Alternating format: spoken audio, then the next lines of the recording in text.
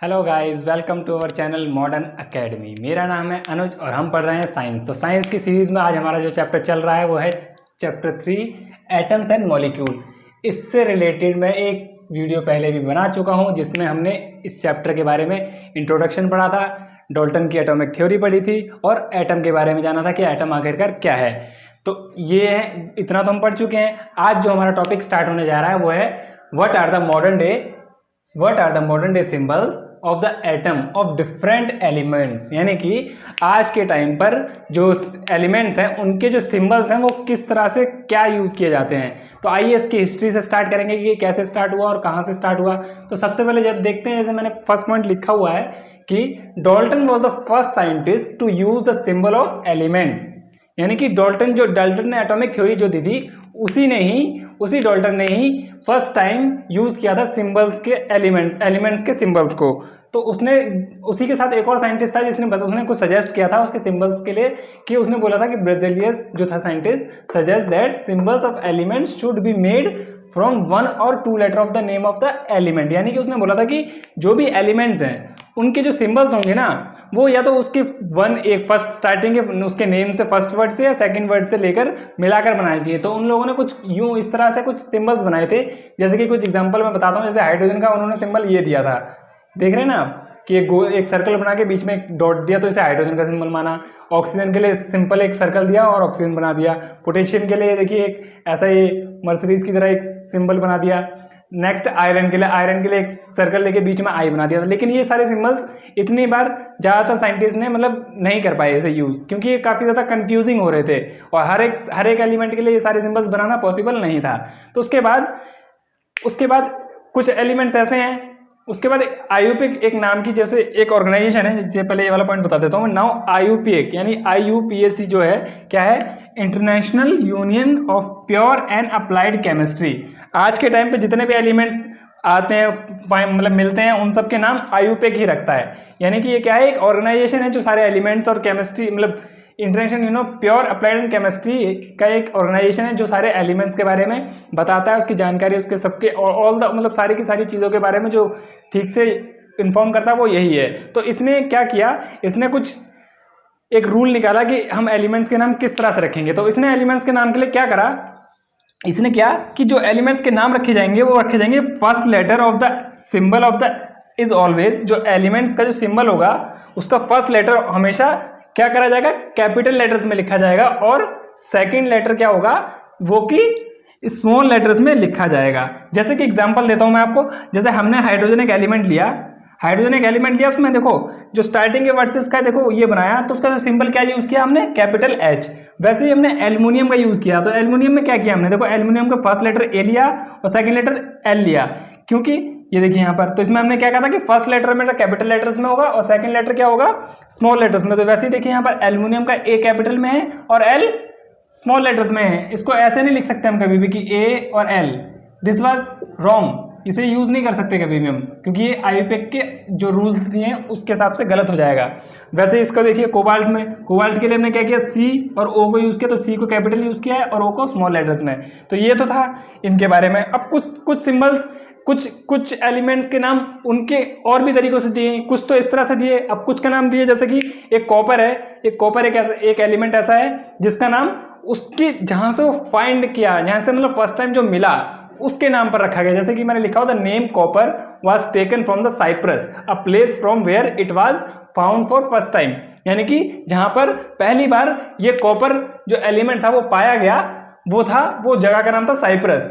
तो उसी के नाम पर इसका सिंबल रख दिया गया। यानी कि कॉपर का सिंबल क्या होता है, आप कभी देखेंगे कॉपर का सिंबल हमेशा CU करके करते हैं, ठीक है ना। क्यों, क्योंकि इसका C यहां से लिया गया और ये U यहां से लिया गया। तो साइप्रस का जो कॉपर का सिंबल है वो साइप्रस के नाम से रखा गया। और भी बहुत सारे एलिमेंट्स हैं जिनके नाम रखे गए, जैसे कि एक लिखा हुआ है जैसे some other symbols have been taken from the name element in the Latin, German and Greek name. यानी कि कुछ सिंबल्स के नाम उनके कैसे रखे गए, कुछ लैटिन नेम उनके मीनिंग से, कुछ जर्मन मीनिंग से और कुछ ग्रीक वर्ड मीनिंग से। यानी कि जैसे कि आयरन, हमने आयरन लिया एग्जांपल के तौर पे, तो आयरन का जो लैटिन वर्ड में जो इसका मीनिंग होता है उसका नाम होता है फेरम। तो फेरम के नाम से हमने उसका Fe यूज किया और Fe को ही हमने उसका सिंबल बना दिया। तो इस तरह से समझ आया ना कि आयरन का सिंबल Fe होता है हमेशा, ये ध्यान रखना। कुछ सिंबल्स आपको हमेशा याद रखने पड़ेंगे क्योंकि उनके नाम से नहीं, उनके लैटिन नेम से उनके सिंबल्स दिए गए हैं। जैसे कि एक और है सोडियम का, तो सोडियम के स्टार्टिंग में तो S या O है, तो ऐसे बनाना चाहिए था, लेकिन सोडियम को क्या है, उसका जो लैटिन नेम है वो है नेट्रियम। तो नेट्रियम के नाम से जो Na आता है उसका जो सिंबल दिया हमने Na उस नाम से दिया हुआ है। और वैसे ही पोटेशियम, एक पोटेशियम का सिंबल हम K यूज करते हैं, जबकि उसका P तो स्टार्टिंग से है, तो इसका नाम भी लैटिन नेम में कैलियम है, इसलिए हमने उसका जो फर्स्ट सिंबल यूज किया है वो फर्स्ट नेम का वो है K, इसलिए हम पोटेशियम के भी K यूज करते हैं। तो ये थे कि किस तरह से हमने एलिमेंट्स के नाम रखे और किस तरह से इनको यूज किया जाता है। हमारा जो नेक्स्ट टॉपिक है वो है एटॉमिक मास के बारे में, कि एक्चुअली में एटम क्या होता है हमने जान लिया। अब उनके मास भी तो होते होंगे कुछ, हर एलिमेंट का एक अपना अलग एटम होता है और हर एलिमेंट के एटम का एक अपना मास होता है। तो वो एटॉमिक मास होता क्या है और उसे कैसे फाइंड करते हैं, तो आइए देखते हैं इसे भी। जैसे कि सबसे पहले लिखा हुआ point, Dalton atomic theory proposed the idea of atomic mass which explain the law of constant proportion so well। यानी कि डाल्टन की जो एटॉमिक थ्योरी थी जिसमें उसने लॉ ऑफ कांस्टेंट प्रोपोर्शन को भी एक्सप्लेन किया था, उसी के आइडिया से भी ये एटॉमिक मास की जो उसी से ही एटॉमिक मास का आइडिया आया।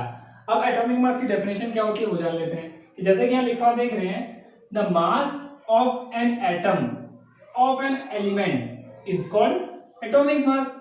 कितना सिंपल है, यानी कि द मास ऑफ एटम, यानी कि किसी भी एटम का जो मास है एलिमेंट का, वो कहलाता है एटॉमिक मास। यानी कि डेफिनेशन देख सकते हैं आप, कितनी शॉर्ट और बहुत इजी है, ये आप अपने एग्जाम में भी लिख सकते हैं ये वाले डेफिनेशन को। अब उसके बाद अब एटॉमिक मास हमने जान लिया कि एटॉमिक मास की डेफिनेशन क्या है। अब एक और पॉइंट देख रहे हैं, जैसे कि लिखा इन 1961 IUPAC have accepted atomic mass unit to express the atomic and molecular mass of the element and compounds। यानी कि पहले जो अब एटॉमिक हर एलिमेंट का एक नापने के लिए हमें एक यूनिट की जरूरत पड़ती थी, तो IUPAC ने एक यूनिट निकाली जिसका नाम था एटॉमिक मास यूनिट और उसका सिंबल दिया U से। तो जो भी हम एटम का मास निकालेंगे उसकी यूनिट हम U लिखेंगे हमेशा। जैसे कि हाइड्रोजन की होती है कितनी 1U, तो इसको यूनिट इस तरह से सिंबलाइज करते हैं। तो आगे देखेंगे अभी हम। अब आगे देखते हैं the atomic mass of unit is defined. अब जो एटॉमिक मास मैंने जो आपको बताया, इसको क्या कहते हैं ये भी तो आपको पता होना चाहिए। तो अब ये देखिए क्या लिखा हुआ है, जैसे कि the atomic mass unit is defined as, यानी कि जो एटॉमिक मास यूनिट उसको डिफाइन कैसे करते हैं, द क्वांटिटी ऑफ मास, यानी कि the quantity of mass equal to 1/12 mass of an atom of carbon 12। यानी कि वन एटॉमिक मास यूनिट को किस तरह से डिफाइन करेंगे कि जब किसी भी जो क्वांटिटी है मास की, जो मतलब किसी भी एलिमेंट की मास की क्वांटिटी है, उसको उसका 1/12 कर लेंगे और उसके बाद उस 1/12 को हम किससे मल्टीप्लाई करेंगे, कार्बन के 12 आइसोटोप्स। यानी कि कार्बन के बहुत सारे आइसोटोप्स होते हैं और आइसोटोप्स क्या होते हैं हम फर्दर आपको आगे पढ़ाएंगे। जब तक आप समझ लीजिए कि कार्बन के 12 आइसोटोप से हम उसे निकालेंगे। तो जैसे कि यहाँ फॉर्मूला देख रहे हैं आप कि 1 AMU यानी कि एटॉमिक मास यूनिट या फिर U यूनिफाइड मास कहते हैं, ऐसे U को इज इक्वल टू किसके होता है बराबर, यानी 1/12 into mass of atom of carbon 12, यानी कि ये कार्बन 12 आइसोटोप के। अब 1U किसकी उसकी जो अमाउंट यानी उसकी वैल्यू कितनी होती है, 1 AMU या 1U की वैल्यू कितनी होती है, तो उसकी वैल्यू होती है 1.6 इंटू 10⁻⁻27 किलोग्राम। ठीक है, ये इसकी यूनिट है, ये इसका निकालने का तरीका। अब मैं आपको कुछ एग्जांपल देता हूँ जो इसके आपके बुक में भी दिए हुए हैं। जैसे कि हाइड्रोजन का कितने एटॉमिक मास यूनिट होता है, यानी कि उसकी क्या यूनिट, उसका जो एटॉमिक मास है वो कितना होता है। तो हाइड्रोजन का एटॉमिक मास होता है 1U, ठीक है ना। जैसे कि यहाँ पे देख रहे हैं नाइट्रोजन का 14U, सोडियम का 23U, कार्बन का 12U, ऑक्सीजन का 16U। तो ये सारे कुछ एग्जांपल है आपके बुक में, और भी बहुत सारे दिए हुए हैं, आप जाके देख सकते हैं। तो ये था एटॉमिक मास के बारे में, आई होप आपको समझ आया हो। हाँ, तो अभी हमने जो पढ़ा वो पढ़ा एटॉमिक मास के बारे में। अब हम जानते हैं कि एटम एग्जिस्टेंस क्या होता है, यानी कि एटम किस फॉर्म में एग्जिस्ट करते हैं। तो आइए देखते हैं इसमें क्या लिखा हुआ कि atom of most of the elements are very reactive and does not exist in free state. यानी कि काफी सारे काफी सारे एलिमेंट्स के जो एटम है वो रिएक्टिव फॉर्म में होते हैं, इसलिए वो कभी भी बहुत सारे जो एलिमेंट्स के जो एटम्स है वो फ्री स्टेट में नहीं होते। और फ्री स्टेट में कौन से वाले होते हैं, कुछ तो नहीं होता, कुछ होते हैं। जैसे कि ये लिखा हुआ only the atom of noble gases. आप कभी पीरियोडिक टेबल पढ़ेंगे ना, देखेंगे ना, तो वहां पर ये जितनी भी गैसेस होंगी ये सारी नोबल गैसेस कहलाती हैं। तो उन्हीं के कुछ एग्जांपल दिए हुए हैं, जैसे कि He यानी कि helium, neon, argon, krypton, xenon और रेंडॉन।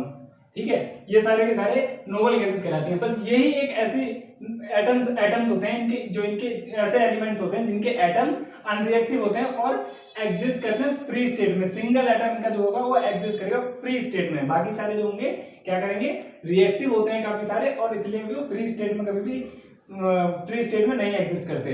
अब इसी का एक और लिखा है, जैसे atoms of all other elements combine together to form molecules and ions. अब कुछ रिएक्टिव होते हैं, कुछ अनरिएक्टिव होते हैं, तो ये कुछ पॉजिटिव फॉर्म में पाए जाएंगे, कुछ नेगेटिव में पाए जाएंगे। तो उसी से जब कुछ एलिमेंट्स के जब एटम आपस में मिलते हैं यानी कंबाइन टुगेदर करते हैं, तो उनसे दो चीजें बनती हैं।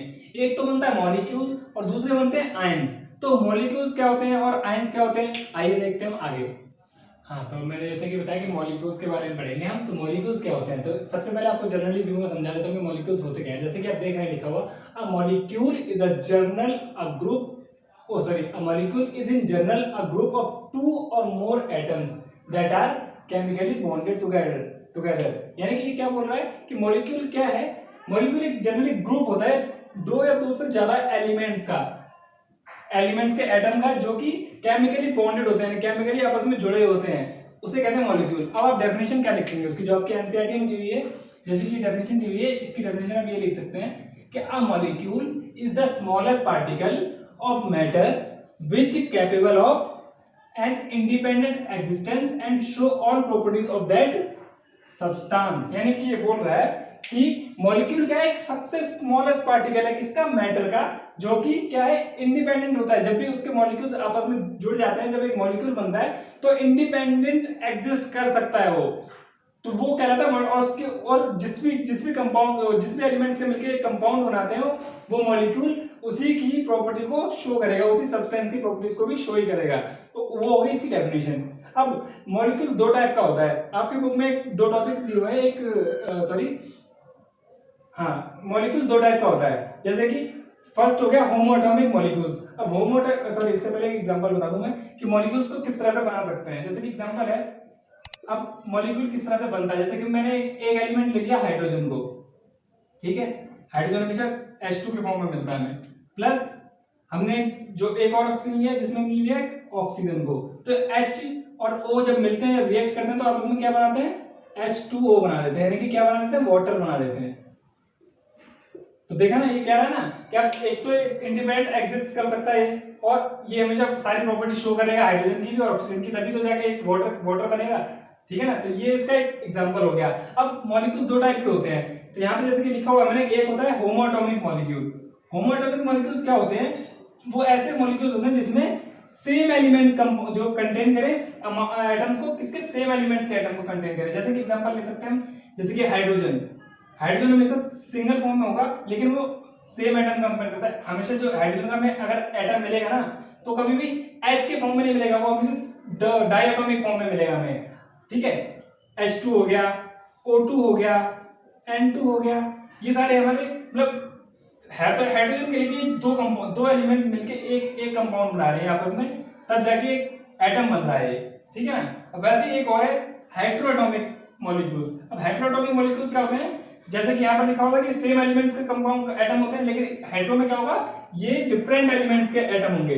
जैसे कि एग्जांपल ले लेता हूं मैं, डिफरेंट का मतलब कुछ भी हो सकता है, H2O ले लो, ये डिफरेंट है और ये डिफरेंट है इसमें, यानी कि हाइड्रोजन का एटम भी और ऑक्सीजन का एटम भी, तभी जाके एक वाटर बना, यानी कि ये अलग हो गया। जैसे CO2 ले लो आप, CO2, ठीक है ना, यहाँ पे कार्बन का एटम और ऑक्सीजन का एटम मिलके तभी तो एक बॉन्डिंग बनाई है, उसी को कहेंगे हेटेरोएटॉमिक मॉलिक्यूल। और जो सिंगल कंटेन, जो सेम एलिमेंट्स के कंपाउंड को कंटेन करेगा एटम, तो उसे कहेंगे हम होमो एटॉमिक मॉलिक्यूल। और इसमें एक और चीज है कि जब भी हेटेरोएटॉमिक मॉलिक्यूल्स होते हैं, जो अमाउंट को कंडक्ट करते हैं, containing amount of different elements, तो एक रेशियो में अपने करते हैं अपने अंदर। जैसे कि मैंने आपको बताया था, जैसे हाइड्रोजन में 1:8 के अमाउंट में ही अपने मतलब इनकी जो अमाउंट होगी इसी रेशियो में प्रेजेंट होगी। जैसे हाइड्रोजन का 1 ग्राम है और ऑक्सीजन 8 ग्राम है, जैसे मैंने आपको पिछली वीडियो में समझाया था कि किस तरह से इनका रेशियो निकालते हैं। तो ये था मॉलिक्यूल्स के बारे में। हाँ, तो हमारा लास्ट टॉपिक है आज की वीडियो का, वो है एटॉमिसिटी। अब एटॉमिसिटी क्या होता है, तो देख लेते हैं इसकी डेफिनेशन को। The number of atoms present in one molecule of element is called atomicity यानी कि ये बोल रहा है कि नंबर ऑफ एटम जो प्रेजेंट होते हैं किसी भी एक मॉलिक्यूल में, जितने भी एटम प्रेजेंट होंगे उसी को हम बोलेंगे एटॉमिसिटी। जैसे कि एग्जांपल मैं देता हूं आपको, जैसे कि मैंने यहाँ कुछ एग्जांपल लिखे हैं, argon, helium, oxygen, ozone, phosphorus, sulphur. तो ये क्या है, जैसे कि आर्गन का जो भी एक एटम मिलता है ना हमें, वो हमेशा सिंगल फॉर्म में मिलता है कभी भी, ठीक है। हीलियम का मिलता है वो भी सिंगल में मिलता है, तो ये क्या करेंगे, मोनोटॉमिक, क्योंकि सिंगल फॉर्म में मिलते हैं। ऑक्सीजन का जो हमेशा एटम मिलता है वो हमेशा इस फॉर्म में मिलता है हमें, O2 फॉर्म में, ये कभी भी सिंगल फॉर्म में नहीं मिलेगा, तो इसे क्या कहते हैं हम, डायटोमिक, ठीक है ना। वही कह रहा वन मॉलिक्यूल में, यानी उसका एक मॉलिक्यूल जो मिलेगा हमें O2 की फॉर्म में मिलेगा, यानी कि O2 की फॉर्म में, यानी कि ऑक्सीजन के दो मॉलिक्यूल हैं तभी तो मिलकर ये O2 बन रहा है, इसलिए हम इसे कहेंगे डायटोमिक कहते हैं। उसका ओजोन, ओजोन को पता किस तरह से लिखते हैं हम, O3 की फॉर्म में लिखते हैं, ठीक है। तो जब एक और इसी के साथ एक और ऑक्सीजन का एटम जब जुड़ जाएगा तब ये O3 बन जाता है, तो O3 का जब एटम बन जाएगा तो उसे हम क्या कहेंगे, ट्राइएटॉमिक कहेंगे, ठीक है। अब ऐसे फास्फोरस जो हमें मिलता है एनवायरनमेंट में वो P4 की फॉर्म में मिलता है, तो इसे हम क्या बोलते हैं, टेट्राएटॉमिक। वैसे सल्फर हमें किस फॉर्म में मिलता है, S8 की फॉर्म में मिलता है, तो इसे हम कहेंगे पॉलीएटॉमिक, यानी कि ये ऐसे कंपाउंड्स हैं जो इसी फॉर्म में मिलेंगे, इसके अलावा अलग फॉर्म में मिल ही नहीं सकते। तो ये था एटॉमिसिटी के बारे में। तो आई होप आज की सारी वीडियो आपको अच्छी लगी होगी। अगर आपको ये वीडियो अच्छी लगी है तो हमारी वीडियो को लाइक करें, हमारे चैनल को सब्सक्राइब करें और बेल आइकन को दबाना ना